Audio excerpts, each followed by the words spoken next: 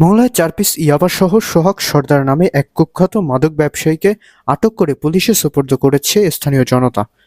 আজ ১২ জুলাই রবিবার দুপুরে উপজেলার চিলে ইউনিয়নের ৪ নং ওয়ার্ডের গাব্বনিয়া এলাকা থেকে তাকে আটক করা হয়। আটককৃত সোহাগ সর্দার মংলা উপজেলার সুন্দরবন ইউনিয়নের ১ নং ওয়ার্ডের বাসিন্দা মোহাম্মদ শহীদুল সর্দারের বড় ছেলে। স্থানীয় সূত্রে জানা গেছে, সোহাগ সর্দার এলাকায় দীর্ঘদিন ধরে মাদক বেচাকেনা করে আসছিল।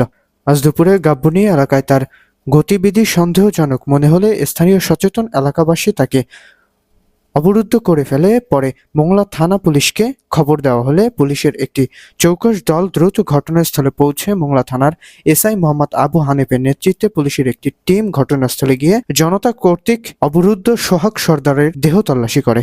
এ সময় তার কাছ থেকে ৪ পিস ইয়াবা ট্যাবলেট উদ্ধার করা হয়। মাদক ব্যবসায়ীকে আটকে সচেতন নাগরিকদের এমন সাহসী ভূমিকার ভূয়সী প্রশংসা করেছেন এসআই মোহাম্মদ আবু হানিফ। তিনি এলাকাবাসীকে আন্তরিক ধন্যবাদ জানিয়ে বলেন, মাদক নির্মূল করতে হলে আপনাদের এই সহযোগিতা অত্যন্ত জরুরি। সাধারণ জনগণের অংশগ্রহণ ছাড়া পুলিশের একার পক্ষে মাদক পুরোপুরি নির্মূল করা কঠিন, কারণ আমরা অনেক সময় সব এলাকার রাস্তাঘাট কিংবা অলিগলি অতটা ভালো চিনি না। কে বা কারা পর্দার আড়ালে মাদক ব্যবসা করছে তাদেরও চেনা সম্ভব হয় না। অনেক সময় সঠিক তথ্য পেলেও চাক্ষুষ না চেনার কারণে মাদক ব্যবসায়ীরা আমাদের পাশ দিয়ে চলে গেলেও ধরা ছোঁয়ার বাইরে থেকে যায়। আমরা সবসময় আপনাদের পাশে আছি। মাদকের বিরুদ্ধে এই প্রতিরোধ জারি রাখুন এবং যে কোনো প্রয়োজনে তাৎক্ষণিক পুলিশকে তথ্য দিয়ে সহযোগিতা করুন।